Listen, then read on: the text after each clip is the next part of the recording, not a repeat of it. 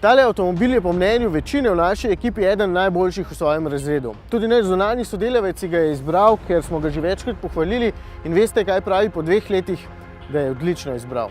Superb je največji model v Škodini ponudbi, ki morda se spopada s pomanjkanjem ugleda, ampak tisti, ki ve, kaj kupuje, mu je itak vseeno, če je spredaj tale znakec. Praktično vsa tehnika je Volkswagenova in to je za Slovence zelo pomembno. Plus to, da je v tem avtomobilu ogromno prostora. Poglejte kabino, že na videz je prostorna, spredaj je veliko prostora tudi v širino, tako da se nad kakšnim pomanjkanjem tukaj res ne bi smeli pritoževati. Vedno znova pa me preseneti, koliko prostora je tamle.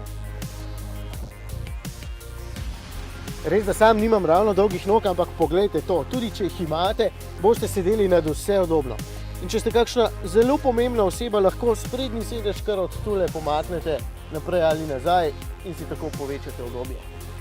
Jaz pa lahko tole delam kar prevale, se mi zdi. Aja, prtljažnik.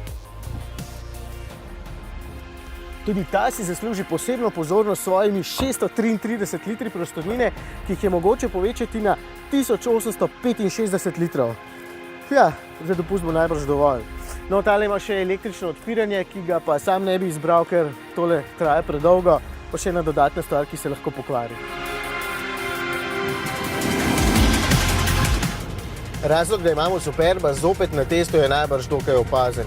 Gre namreč za rahlo prenovo, ki je najbolj očitna spredaj, ker ima sedaj avtomobil širšo masko in nove luči z LED tehnologijo.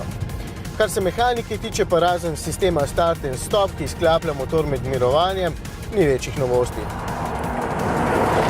Motor je še vedno dobro znani 2-litrski TDI 125 kW, ki ni najtišji niti ne najbolj varčen, ker v tem avtomobilu porabi med 6 in 7 litrov, ampak je za Superba več kot dovolj dober.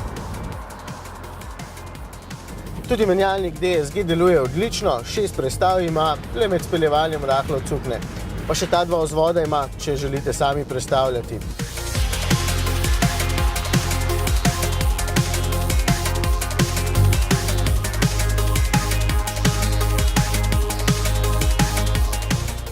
V bistvu me pri tem Superbu moti samo ena stvar, da ni dovolj udoben. Očitno so gume pretrde, ker premalo udobno blaži manjše luknje na cesti. Tega, da je med vožnjo okoren in prav nič športen, pa mu ne zamerim, ker gre v osnovi za velik in udoben avtomobil.